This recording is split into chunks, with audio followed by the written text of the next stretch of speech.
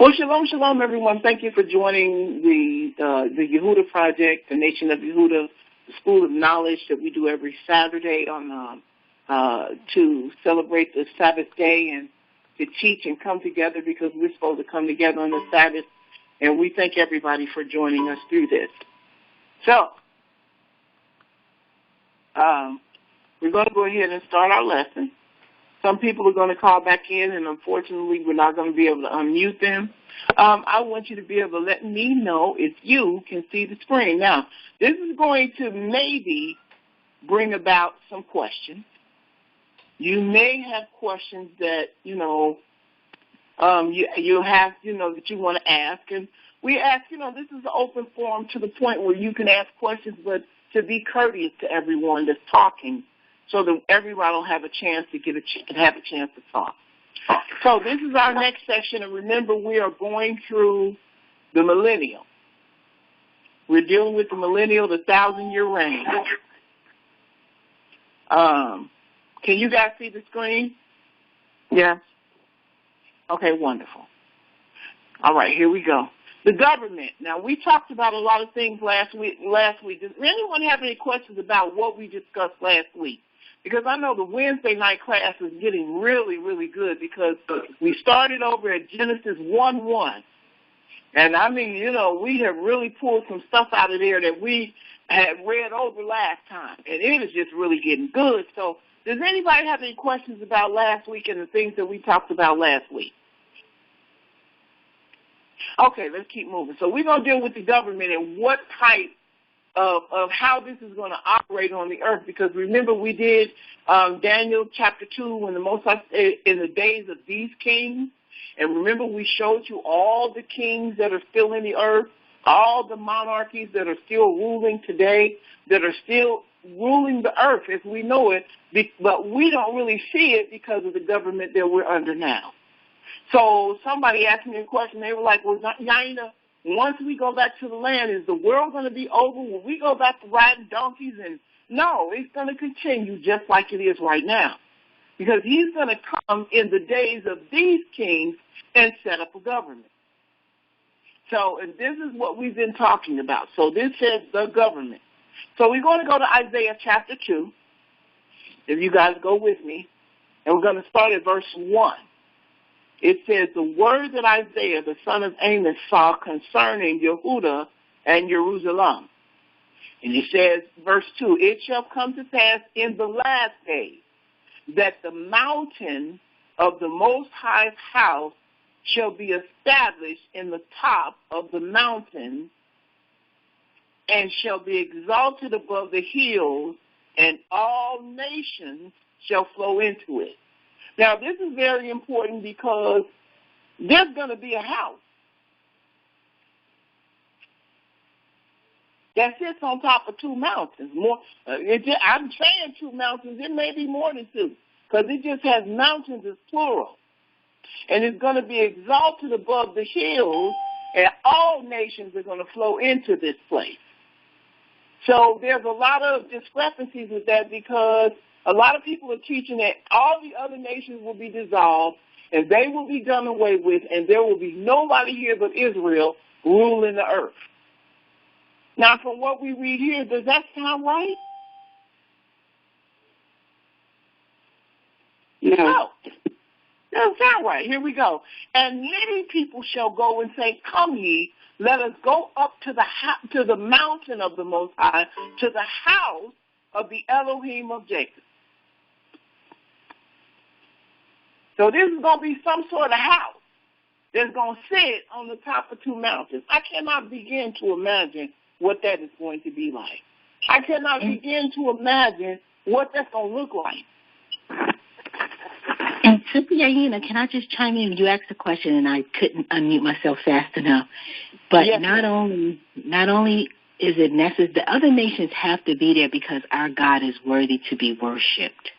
Mm-hmm, and absolutely. All this time, people have been worshiping all these other gods. And so they are still his creation and for his purposes, and they will worship him. And so we're going to rule. And that's the significance why the nations have to be there, because our God is due his glory. Absolutely. No question. That's a very good point. That's a very good point. I agree. 100%. And I think that what we have to do as a people is we have to get out of the blame game, because a lot of times we use the other nations as an excuse to blame. Well, y'all going to be killed because we was done this way, so he going to do y'all the same way, and ain't nobody else going to be around but us. That's not true. That's not true. Not according to what these scriptures say. And like you said, why not keep them around so that they can worship him and do? And I'm going to cover a lot of things pertaining to them and things that are going to happen to them if they don't do what they're supposed to do while he's here. You know? So I think that's a very good point. Very good. It says, and he will teach us of his ways, and we will walk in his paths, for out of Zion shall go forth the law and the word of the Most High from Jerusalem. So the law is going to be there. So my question is this: if the law is going to be there and he's going to be there too, how can it be done away with now when we need it the most now in the current situations that we're in? How? Because we have been brought up in a society and a system that says we don't need the law. There's no need for it because Christ came and he suffered everything to be in the law. He done away with the law. But according to this, he's going to be here to set up his government, and the law is going to be here too. I mean, I'm just asking a question. How is that possible? I'm going to read it again. And he will teach us of his ways, and we will walk in his paths. For out of Zion shall go forth the law and the word of the Most High from Jerusalem. It can be, because one is not that the scriptures contradict themselves, is that man contradicts the scriptures, because, you know, when you go to the book of Matthew, the Messiah never said that the law was done away with. That's just a misinterpretation on our part. So this right here just validates even further that the law is still valid. It's just that our leaders, the people that we had before us, were teaching that the law was done away with. But you're right. It can't happen. It's got to happen. It's got to be this way. So, you know, and this is another discrepancy that we found in the teachings that we received from the Gentiles. Mm-hmm. It is. Mm-hmm. It's another discrepancy, because when we go through these scriptures, you'll realize all through these scriptures, the law is going to be there. The Sabbath day is going to be there. The sacrifice is going to be there. The feast of the tabernacle is going to be there. All these things will be there when he sets up his kingdom. Mm-hmm. But nobody keeps them now. Nobody keeps them now. Can I put something out there? I think the law has to be there because his word is law. Is that my understanding is the Most High's word is law. Is that correct? Mm-hmm. Mm-hmm. Mm-hmm. So he cannot change his word. So once he speaks it into existence, it remains forever. So just as he said that we're going to experience these things, and there was he couldn't go back on his word. It was going to be. So in the 15th chapter, when he said these things were going to happen, they were going to be. But the law is so important, in my estimation, because just as he spoke those words into existence, he says that if you obey the laws, these are the things that will occur, and those things will offset what he has already spoken. So if there is a curse that attends us, and he says it'll be on us forever. That's one of the things he said. These will be a sign on you forever. But he says, if you do these things, these are the things that will follow, and those things will supersede. So we have to follow the law, because by following the law, we are going to negate some of the other words that he spoke into existence that he can't take back. His word is not going to change. But he said these are the things that are going to offset it. So the more we follow the law, the more we can overcome those things that were spoken at the end of the curses that we were suffering from, because the law that he says the things that he says will come into play are going to negate those, or those are going to be the things that govern our life. So I think the law, when we were told we don't have to follow the law, as long as we don't follow the law, we will always suffer. But the more we follow the law, the more the words that he spoke with regard to those laws will supersede anything that has been impacting us negatively. I agree. And in this captivity, there are certain things we cannot do. I mean, you know what I'm saying? We cannot bring back the animal sacrifice because we're under a different government. And because we're in this captivity under these governments, we observe the laws that we can, and that is we observe the Sabbath day, we observe the feast days, we observe, what else do? We do the dietary law, all of those different things that we can do without the sacrifice because, you know, that's something we cannot do here. A lot of people say, well, Christ was the sacrifice. So why, let me tell you something, the sacrifice is coming back again too. We get ready to follow through these scriptures to show you that the sacrifice has to come back. And the reason why the sacrifice is coming, somebody tell me why the sacrifice has to come back.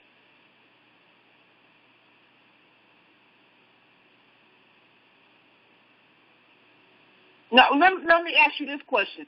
Even in his kingdom, will sin be there? Yes. Yes, it will. It will be there.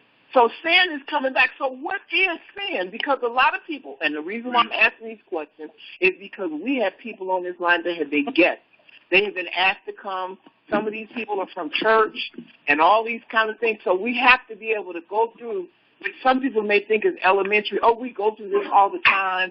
We've done this all the time. We have to be able to go over this stuff so that we can explain what we're talking about. So somebody tell me what is sin and give me a scripture to validate what sin is. Somebody, matter of fact, I'll give the scripture. You just tell me what it is. 1 John 3:4. Everybody talking. One person, go for it. The transgression. 1 John 3:4. 1 John chapter 3, verse 4 says what? Sin is the transgression of the law. It's the transgression of the law. So in church we were told we didn't have to keep the law, but in sin, 1 John chapter 3, verse 4, it says that sin is the transgression of the law. So there's a law that we're breaking and we're sinning. And you know what, today I was watching, which I do every Sabbath, I watch a lot of religious programs. And on Netflix they have a program where they're narrating the story of the Gospel of John and the Gospel of Luke and the Gospel of this. And I was watching it today and something dawned on me. When the Messiah laid hands on the people in the New Testament and he said, your sin has been forgiven, and he healed these people from these infirmities, it dawned on me that these people were sick because they broke the law. And I'm like, man, so sickness can come upon us because we keep not the law. And it's really unfortunate because we go to the church, we constantly in the prayer line, we're walking up for the pastor to lay hands on us, and a lot of the things that we're suffering from is because we bring it upon ourselves. Mm-hmm. Because we broke the law. We won't keep the law. And I'll tell you a story about a young lady that I grew up in church with. I seen her in Walmart one day, and she was riding in one of those buggies, and she said, her mouth was twisted. She said, I had a stroke. I said, did you? I said, I'm so sorry to hear that. She said, yeah, I had a stroke. She said, and I'm really not well. I said, but one thing about it, you still here. She said, yeah. She said, tell me what to do. I said, start keeping the dietary law of the Old Testament. I said, start there first. She said, I'm going to do it. I'm going to definitely do it. In other words, watch the stuff and the filth that you put into your body. Because there's a reason why he tells us, don't eat this, stop eating that, and don't do this. And so many people say, I'm going to eat me a bloody steak. I don't know what you're talking about. I love blood running out of the steak. But the Most High told you don't eat the blood. Why? He said because life is in the blood. So whatever that animal is suffering from, or whatever sickness that animal has, it's in its blood. So the law will be there, and we have to keep the law. Passover is coming. Everybody that knows anybody, everybody on this line's family ought to be celebrating Passover with us, but we'll get to that in a minute. All right, verse 4, he said, and he shall judge among the nations, and shall rebuke many people, and they shall beat their swords into plowshares. So there's going to be nations that are going to be living among the time that this kingdom is going to exist. Now, I want to say this, on this line we have Messianic and non-Messianic, and when we do this very well, we come together very well. We understand the difference in the beliefs, so they may believe that this is going to be Yah that's going to come set up this kingdom. We believe it's going to be a Habashah, but it's one thing we all agree about is there's a kingdom coming. Here we go. And their spears into pruning hooks. Nation shall not lift up sword against nation, neither shall they learn war anymore. So you will not be able to turn on the TV and see battling, bombs thrown up, people's limbs and stuff, weapons of mass destruction. That's over with. There won't be any more of that. Watch. Now, we're gonna skip past the immortals because we went through that already. Well, we might as well go through it. Let's go through it. Matthew chapter 22, verse 29. It says, Yehudah answered and said unto them, because they were asking about the woman who had a husband who died, and the custom was that if the husband didn't have any children, her brothers were to marry the wife. And they were to bring forth a child so that the husband's name would remain into the earth. That was our custom. And they said, well, what happens if the second brother, there's 7 brothers, and the second brother marries her and there's no children, to the 4th, 5th, 6th, and the 7th, and then the brothers all die and then the woman dies. And they asked him, well, whose wife should she be in the resurrection?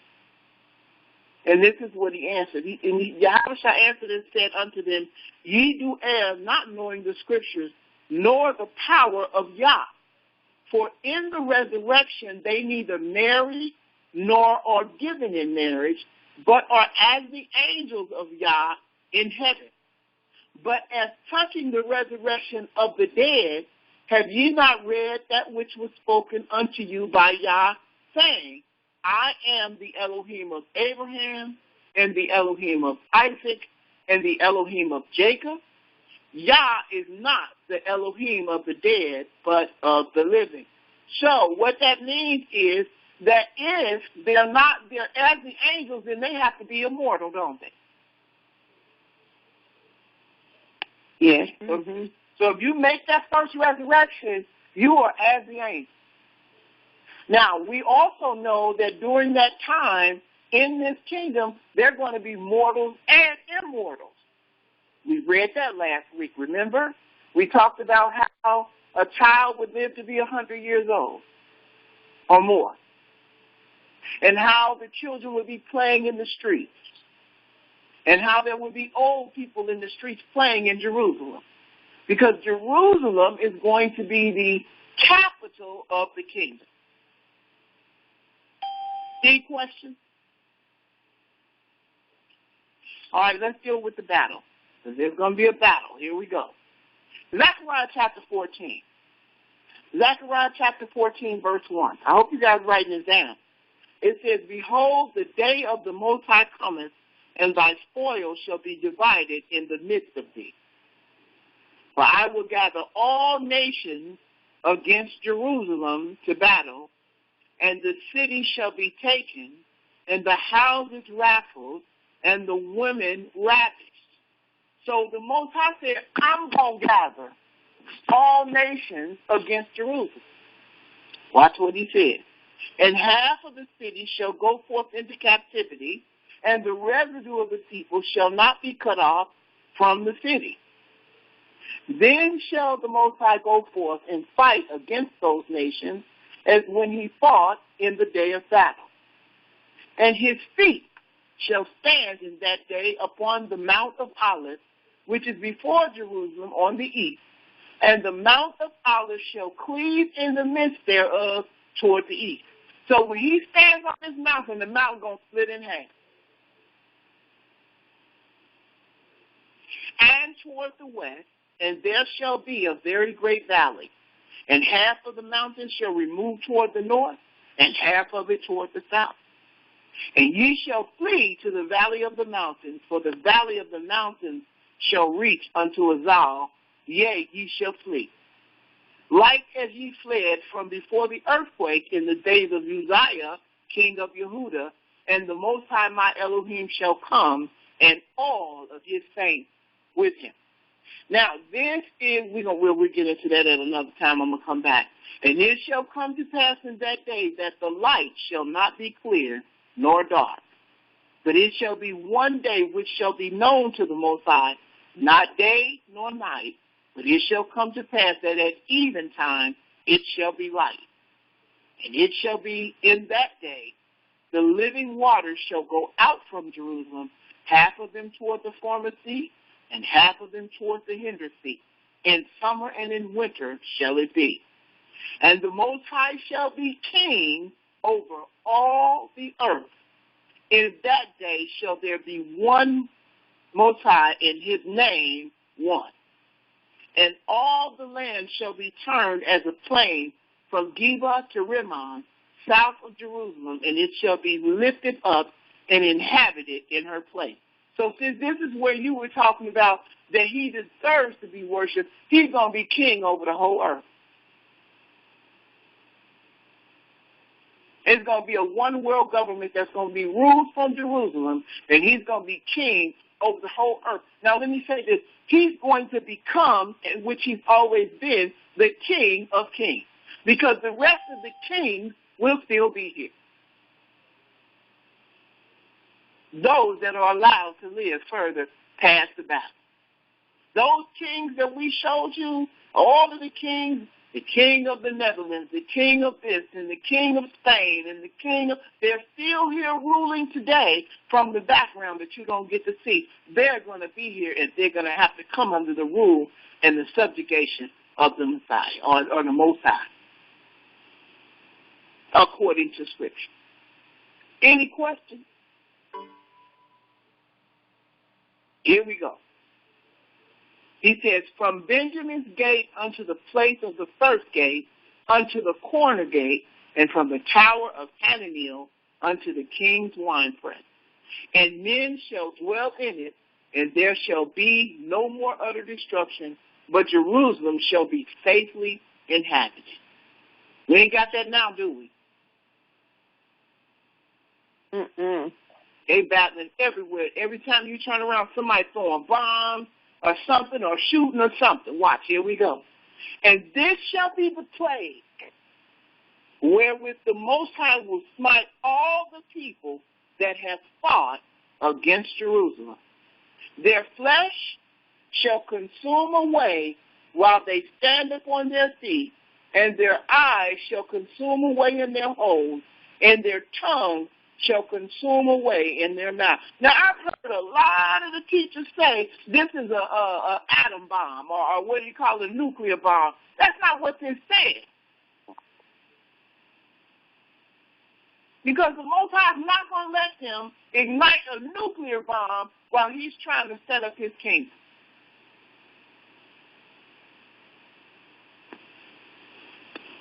Let me go back again. And this, verse 12, shall be the plague wherewith the Most High will smite all the people that have fought against Jerusalem. Their flesh shall consume away while they stand upon their feet, and their eyes shall consume away in their holes, and their tongue shall consume away in their mouth. And I don't know who called in, or please put your phone on mute because we hear echo. Thank you. All right, here we go. And it shall come to pass in that day that a great tumult from the Most High shall be among them. And they shall lay hold every one on the hand of his neighbor, and his hand shall rise up against the hand of his neighbor. And Yehudah also shall fight at Jerusalem, And the wealth of all the heathens round about shall be gathered together, gold and silver and apparel in great abundance.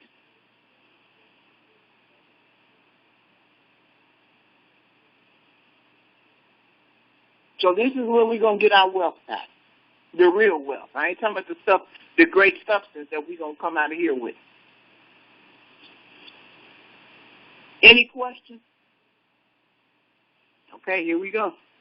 And so shall the plague be, so shall be the plague of the horse, of the mule, of the camel, of the ass, and of all the beasts that shall be in these tents as this plague. So it's going to hit everybody.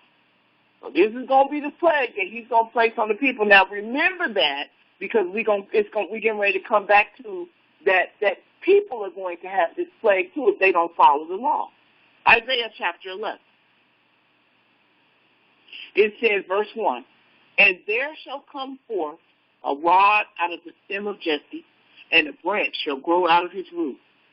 And the Spirit of the Most High shall rest upon him, the Spirit of wisdom and understanding, the Spirit of counsel and might, the Spirit of knowledge and of the fear of the Most High. And shall make him of quick understanding in the fear of the Most High, and he shall not judge after the sight of his eyes, neither reprove after the hearing of his ears. But with righteousness shall he judge the poor, and reprove with equity for the meek of the earth, and he shall smite the earth. With the rod of his mouth, and with the breath of his lips shall he slay the wicked. And righteousness shall be the girdle of his loins, and faithfulness the girdle of his reins. And the wolf shall dwell with the lamb, and the leopard shall lie down with the kid, and the calf and the young lion and the fatling together, and a little child shall lead them. What does that tell you about the environment of his kingdom as it pertains to wild animals? Peace. It's going to be just like Adam and Eve. You better believe it is. There'll be no more killing of animals and animals eating animals. There's not going to be no more of that. I just want to see that little kid leading them. Not like toys, like that little cats or little animals or some kids. Oh. A child shall lead them. Can you imagine? A big old lion, a snake, an adder, rhinoceroses, elephants, all these animals, you know. Wolves. They would usually eat that little kid. That wolf would eat that little kid today. Maybe he'd be a little snack. He really would be.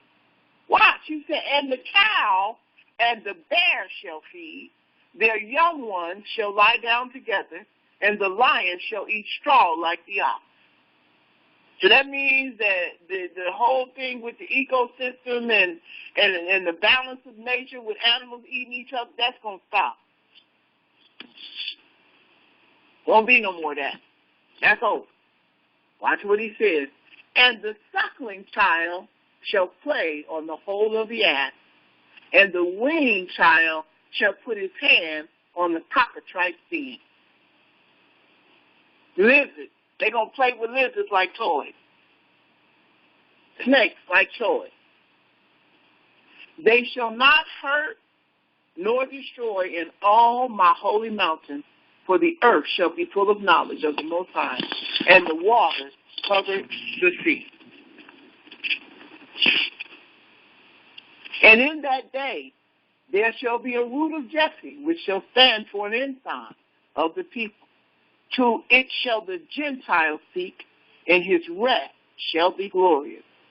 And it shall come to pass in that day that the Most High shall set his hand again, the second time, to recover the remnant of his people, which shall be left from Assyria, and from Egypt, and from Patros, and from Cush, and from Elam, and from Shinar, and from Hamath, and from the isles of the sea.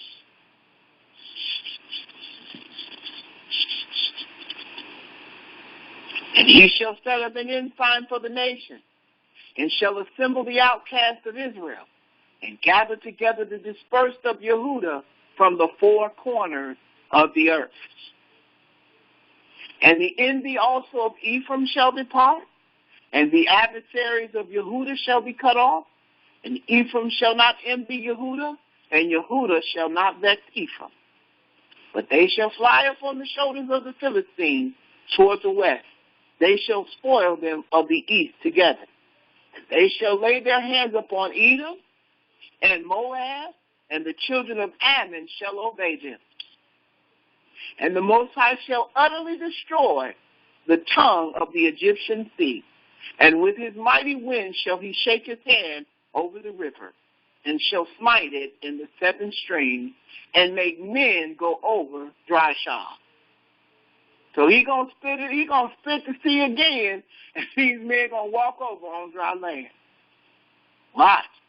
And there shall be a highway for the remnant of his people, which shall be left from Assyria, like it was to Israel in the day that they came up out of the land of Egypt. Can you imagine he can really split the sea?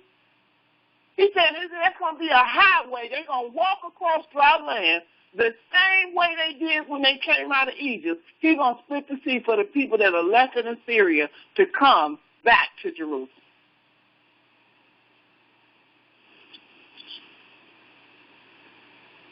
Any questions? This is how this kingdom is going to be. Yeah, I have a question. Yes, sir. You think the snake will get his wings back? His what back? His legs? His wings. His wings. You know, I don't know. I don't know. We'll have to find out. As long as he ain't biting nobody, I don't see no reason why he can't fly. I don't know. As long as he don't bite us, I think I don't know. We'll have to see. That's a good question. Okay, now we're going into the kingdom protocol. We're going back to Zechariah chapter 14, verse 16. Watch what it says. It says, and it shall come to pass that everyone that is left of all the nations which came against Jerusalem shall even go up from year to year to worship the King, the Most High of hosts, and to keep the Feast of Tabernacles. There goes the law. Ain't that the law? Yep. That's the ceremonial law, isn't it? That's the laws we do now when we keep the feast of unleavened bread, and we keep the feast of tabernacles, and we keep all the different feasts. That's the law. Watch. It shall be that whoso will not come up of all the families of the earth unto Jerusalem to worship the King, the Most High of hosts, even upon them shall be no rain. So these are the other nations now. If they don't come, the Most High going to fix it where it don't rain in their part of the world. Can you imagine being in Russia and you didn't do what you were supposed to do and it don't rain in Russia, but you can look over to the other country and rain just pouring down and their crops is growing? Controlled weather. Can you imagine? I'm sorry, say again? It's going to be some mad folk, that's all. Because you wasn't obedient, because you didn't do what you said you were supposed to do. Then he fixed it when you ain't going to get no rain, ain't no crops going to grow. Mm-hmm. Watch what he said. And if the families of Egypt go not up and come not, that have no rain, there shall be the plague. Uh-oh. Wherewith the Most High will smite the heathen that come not up to keep the Feast of Tabernacles. He said, if the rain don't do it, I'm going to put a plague on you. And it's the same plague we read earlier. Can I make a comment here? Yes, ma'am. The way that I see it is this. We have the laws of physics. We know that the laws of physics operate in a certain way. Well, it's the same thing with the law of the Most High. He spoke it into existence. It's not like he's going to have to say, ooh, they're not obeying. This is what's going to happen. When they don't do it, that law will kick in. The law is going to have an automatic effect. So it's just like when you were talking about the eyes wasting away and the mouth wasting away. It doesn't have to be a nuclear bomb, because when he said this is what's going to happen, if they don't do it, this is going to be the consequence. It's just like a law of physics. We don't sit there and say, oops, somebody has violated the law of physics. You know, we threw a ball up. It's not going to come down. We know it's going to come down. It's just a given. So when he says it's going to happen, if they don't do it, it's automatically going to manifest. It's not like we have to sit around and say, I wonder. No, it's just going to be a given. And that's the way that I think of the law. The law says if we obey, this is what's going to happen. So if we disobey, this is a consequence. If we obey, this is a consequence. And that's the reason why the law is so important, because he spoke it into existence. It is not going to change. It is a given. But we know that the more that we obey the law, the more that we are going to have those positive outcomes that he said we're going to have. And it's going to supersede anything that would have happened when we were disobeying the law, because his word is truth. Word is a given. Absolutely. Absolutely. And if it's necessary, then when he is in his kingdom, why come it's not necessary now? You know why? Because we've been given a version of the story that the Gentile had told us. And they have made us believe that we're Gentiles to the point where we don't have to do all of this. But even the Gentile that survives this is going to have to do this. So all that's it's fantasy. It's not real. So if the Gentiles have to do it then, they should have to do it now. But here's the thing, though, Sister Yaina. That's a good point that you brought out. It was necessary, though, for us to be taught that, because we had to go through the judgment. So it was necessary for us, because if we would have kept the law, guess what wouldn't have been able to happen? The judgment. So, because we went back to our God, we would have repented, and he would have responded accordingly. The curses are on us because of disobedience. So if we are obedient, then there's no place for the curse. And the reason that the other nations can't, they're not under the covenant that we're under today. So the gods that they serve sanction their behaviors. Our God doesn't. And that's why we're such a problem in this world, because as long as we're here, there's always the demand for judgment. Because of our very existence. Absolutely. And that's ultimately why they hate us. Because as long as we exist, there has to be judgment. And not just judgment of us, but judgment of those who did whatever they've done to us beyond what they were supposed to do. That because of our presence, basically there's a standard. Because of our presence, then there's acknowledgement of our God, whether we know it or not. But there's always a remnant, right? So there's always going to be a judgment. That's a good point. Absolutely. And now we understand why we hate it so much. Like you said, you can't do whatever you want to do on this earth just because you want to do it. The Most High set up a standard, and this is what you're being held by, whether you like it or not. That's why they're trying to burn all the Bibles, and they're trying to rewrite the Bible. It ain't going to matter. The word stands, and it will not be changed for anyone. Sister Levine, I'm struck. Go ahead. I'm sorry. I thought I heard her. Somebody mentioned something first. Go ahead. I was going to say also, does it mean that I'm hearing as well that our remembrance will be restored to us at that time more so? Our remembrance of what?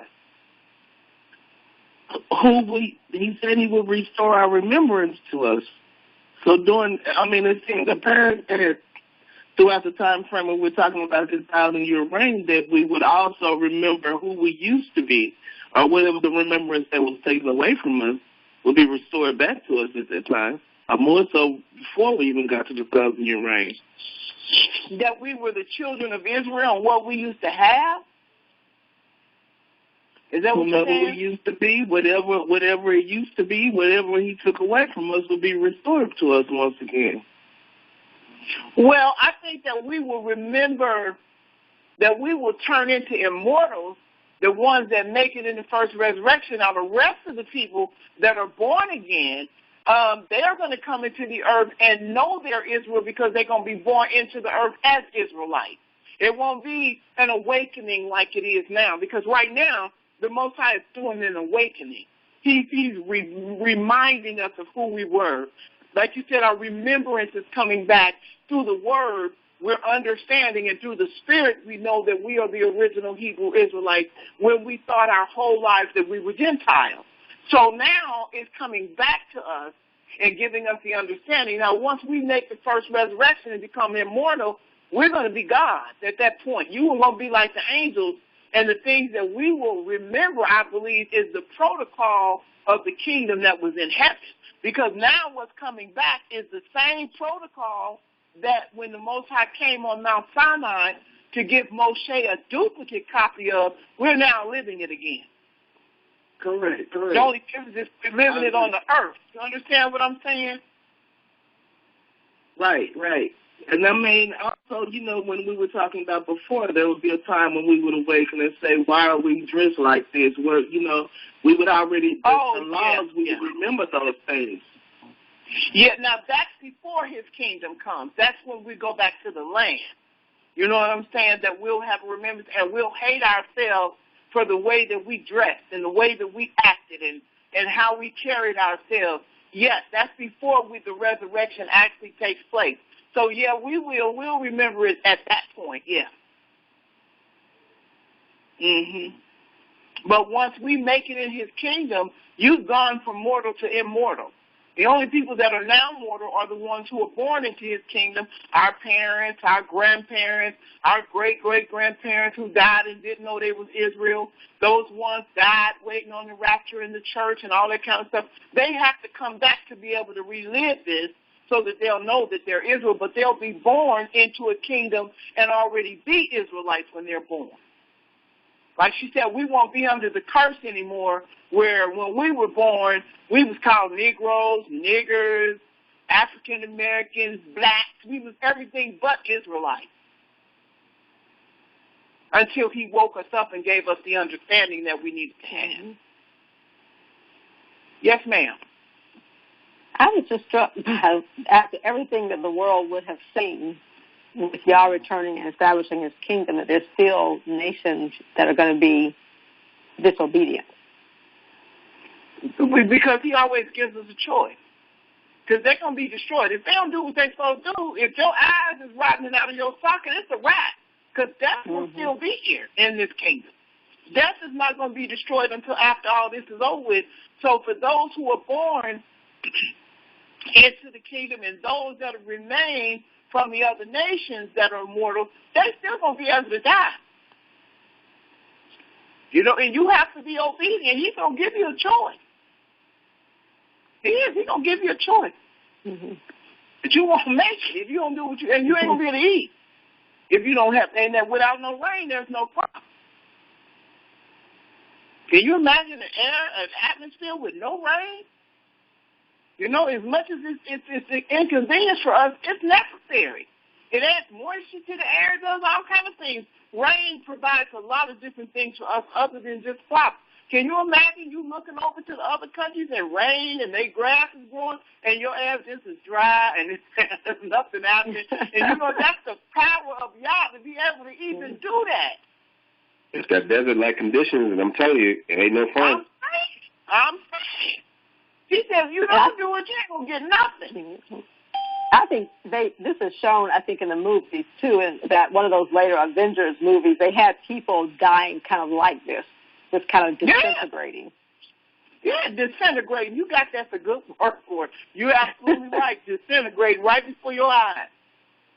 It's almost like, remember the Raiders of the Lost Ark when they opened up the Ark and everybody just started melting and disintegrating away? It's going to be like that. It'd be just like that. So it's going to be interesting. Here we go. Where you got that from? They got it from that passage right there. Probably did. You got that right. They probably did. All right, verse 19. It says, this shall be the punishment of Egypt and the punishment of all nations that come not up to keep the Feast of Tabernacles.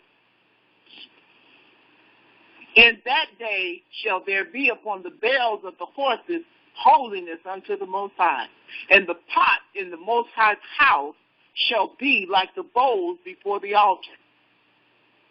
Yea, every pot in Jerusalem and in Yehudah shall be holiness unto the Most High host, and all they that sacrifice shall come and take of them, and see it therein. And in that day there shall be no more the Canaanites in the house of the Most High of hosts. All right. So we know that this is going to be a situation where you're going to have to follow instruction. Now we're going to deal with the condition. This we still talking about the kingdom. In Isaiah chapter 65, he said, behold, I will create new heavens and a new earth, and the former shall not be remembered, nor come into mind. But be ye glad and rejoice forever in that which I create. For behold, I create Jerusalem a rejoicing and a people a joy, and her people a joy. And I will rejoice in Jerusalem and joy in my people, and the voice of weeping shall be no more heard in her, nor the voice of crying. There shall be no more in infant of days, nor in old man that has not fulfilled his days. So ain't nobody going to die prematurely. Everybody going to go to the age that they supposed to be. For the child shall die 100 years old, but the sinner being 100 years old shall be accursed. The sinner going to wish he was dead. Like, man, boy, I wish this was over with. You know what I'm saying? Like, geez. You know, this is what it's going to be. Watch. He said, and they shall build houses and inhabit them, and they shall plant vineyards and eat the fruit of them. They shall not build and another inhabit. They shall not plant and another eat. For as the days of a tree are the days of my people, and mine elect shall enjoy the work of their hand. They shall not labor in vain, nor bring forth for trouble. For they are the seed of the blessed of the Most High, and their offspring with them. It shall come to pass that before they call, I will answer, and while they are yet speaking, I will hear. The wolf and the lamb shall feed together, and the lion shall eat straw like the bullock, and dust shall be the serpent's meat. They shall not hurt nor destroy in all my holy mountain, saith the Most High. Any questions at all whatsoever. So this going to be a different environment. You know, this going to be a different earth. He said, I'm going to create a new system on this earth. It ain't even going to be the same thing. Because he's going to be on the earth in Jerusalem with us. In his house in the mountain.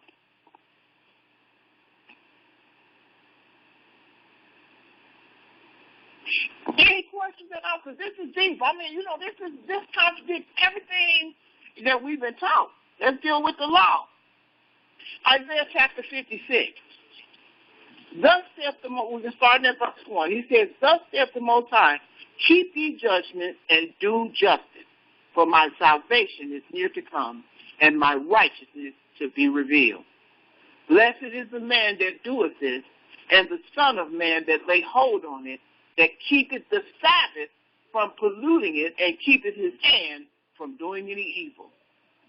Neither let the son of the stranger that has joined himself to the Most High speak, saying, the Most High has utterly separated me from his people. Neither let the eunuch say, behold, I am a dry tree. For thus saith the Most High unto the eunuch that keep my Sabbath, and choose the thing that please me, and take hold of my covenant. Even unto them will I give in mine house, and within my walls a place and a name better than of sons and of daughters. I will give them an everlasting name that shall not be cut off. Also the sons of the strangers that join themselves to the Most High to serve him and to love the name of the Most High, to be his servants, everyone that keepeth the Sabbath and from polluting it and taking hold of my covenant. Even them will I bring to my holy mountain and make them joyful in my house of prayer, their burnt offerings. So you're going to even have to keep the Sabbath back when his kingdom comes. But guess what? Ain't nobody keeping it today. They will argue you down. Oh, we don't have to keep the Sabbath no more. I heard T.D. Jakes say this, I keep the Sabbath. I observe the Sabbath on Monday. I observe the Sabbath on Tuesday. I observe the Sabbath on Wednesday. And everybody went to hoop and holler, yeah, hallelujah. And it's like, no, honey, that's heresy. Because the Most High has already told you when the Sabbath has to be kept. You don't get to change it because you think you're righteous. You have to do what you're told. This is about being obedient. We can't set up our own righteousness.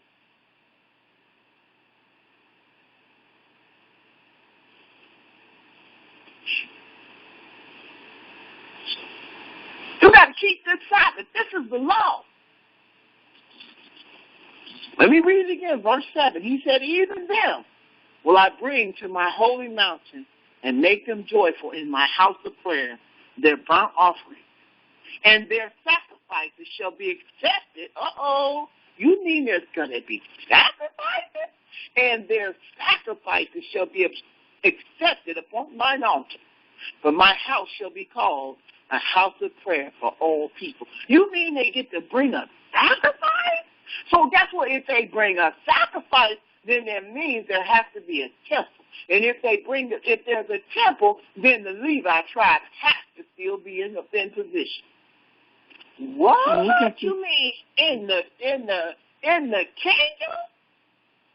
Yes, ma'am.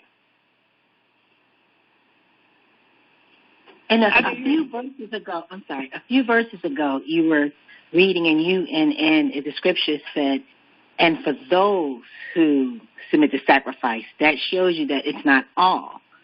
That it will be those that will have to sacrifice because of sin, and those that will not be sinful because of the new state of being. And the Levites will be restored. He tells us that in Malachi 3, that the Levites will be back in position. Absolutely. Absolutely. The Levites is coming back to be able to tend to the temple, and then everybody will say, well, Yehudah, Yahushua was the sacrifice.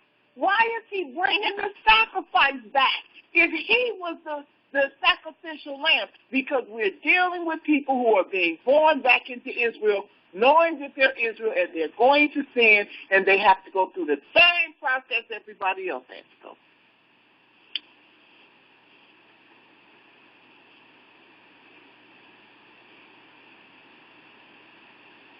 There was another lady that was saying something. What were you saying, sis? You there?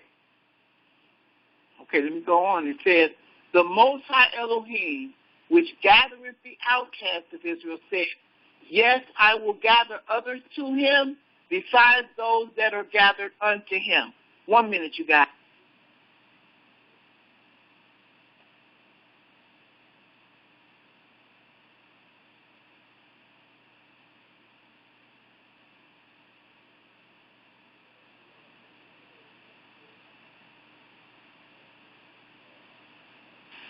Okay, I'm sorry. Here we go. I apologize for that, you guys. Here we go. And, okay, you guys, everybody get that. Let me go back. And the Most High Elohim, which gathereth the outcasts of Israel, saying, yea, yet will I gather others to him besides those that are gathered unto him. So the Most High is getting ready to gather the people of Israel and others, because there's going to be other nations that are going to be there to be able to do what is necessary for them to do in his kingdom. Any questions? That gathering of others, it sounds like it's gathering outcasts of Israel and then gathering others to the outcasts that are being brought back. Yeah, it says, yet will I gather others to him besides those that are gathered unto him. Mm-hmm. So whoever the others are, I know the outcasts of Israel he's gathering, yet I'll gather others to him besides those that are gathered unto him. It sounds like some will naturally cling to Israel, but then he's going to also gather others to Israel. That's a possibility. We won't know until we get there. Won't know till we get there. All right, here we go. Jeremiah chapter 33. It says, for verse 15, In those days and at that time will I cause the branch of righteousness to grow up unto David, and he shall execute judgment and righteousness in the land. In those days shall Yehudah be saved, and Jerusalem shall dwell safely. And this is the name wherewith she shall be called, the Most High, our righteousness. For thus saith the Most High Elohim, David shall never want a man to sit upon the throne of the house of Israel, neither shall the priests, the Levites, want a man before me to offer burnt offerings and to kindle meat offerings and to do sacrifice continually. Any questions?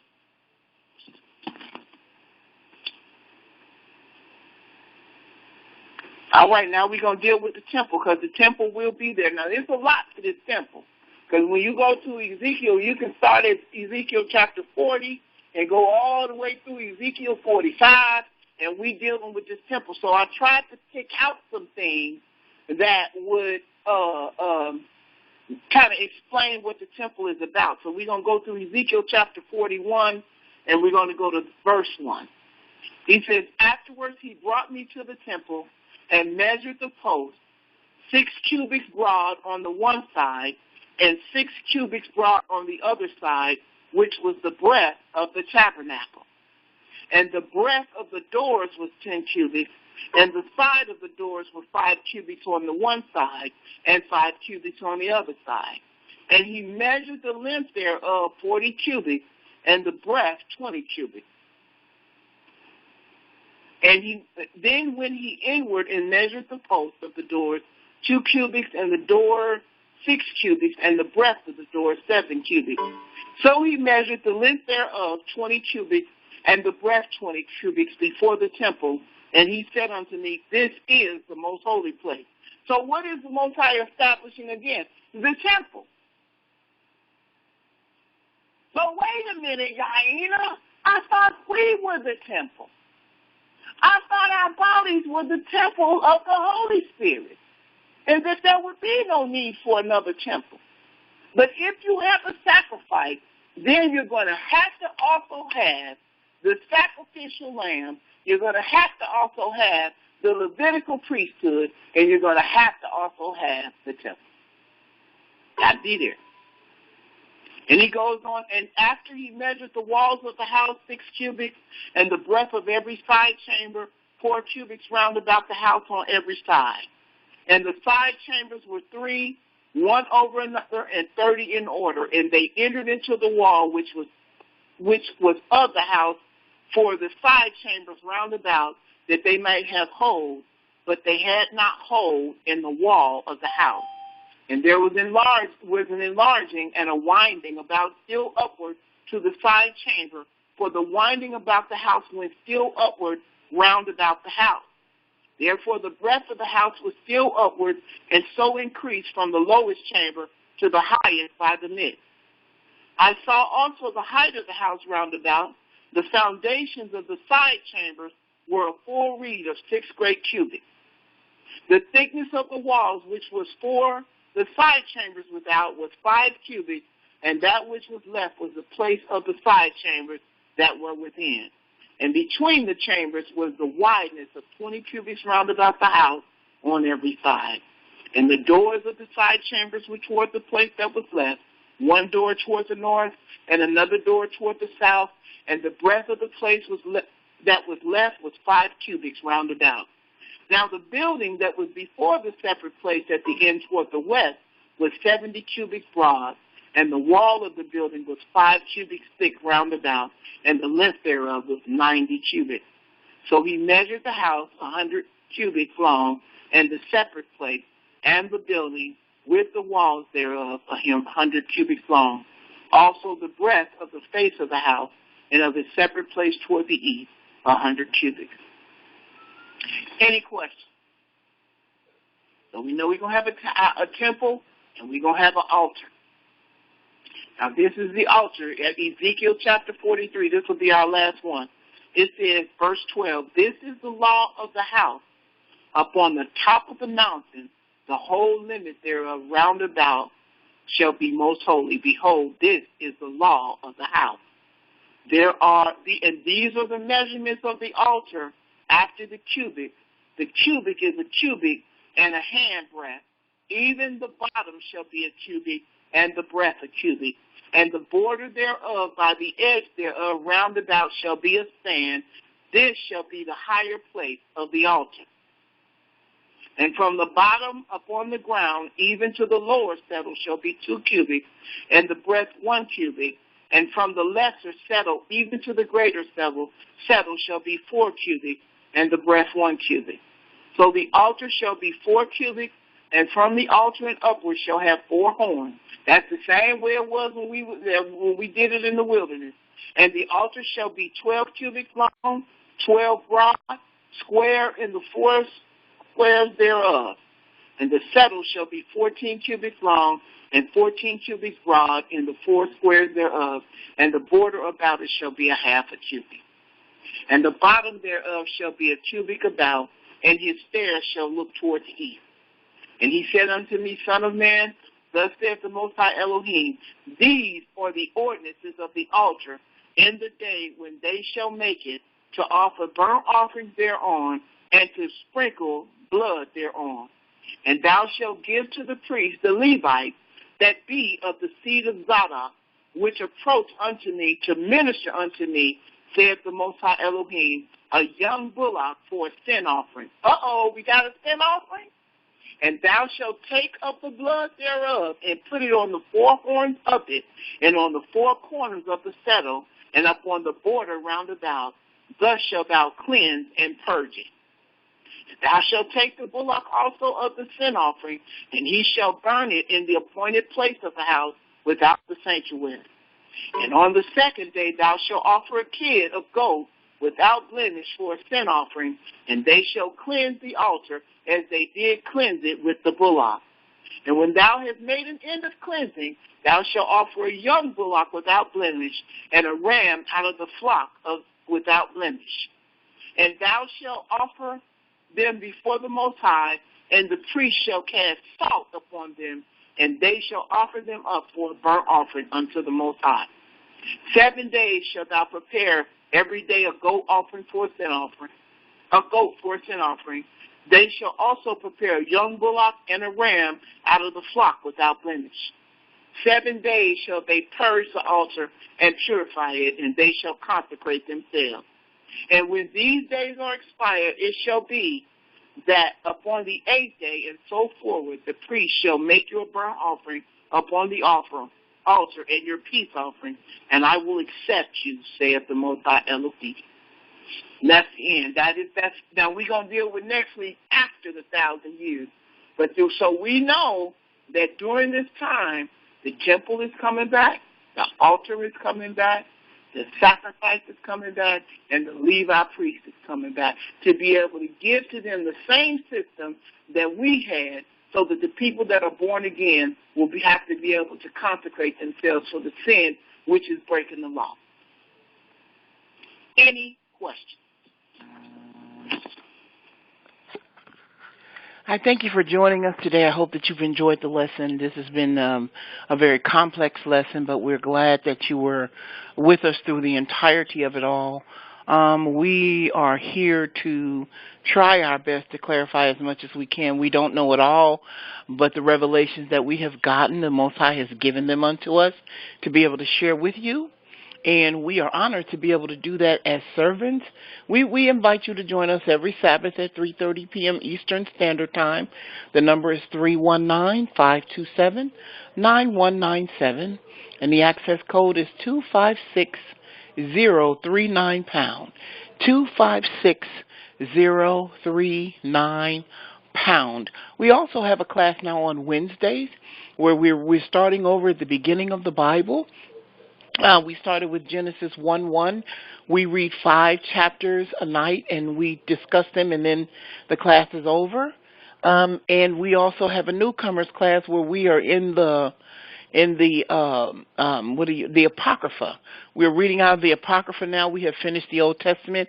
We're going into the Apocrypha, and then we're reading into the New Testament.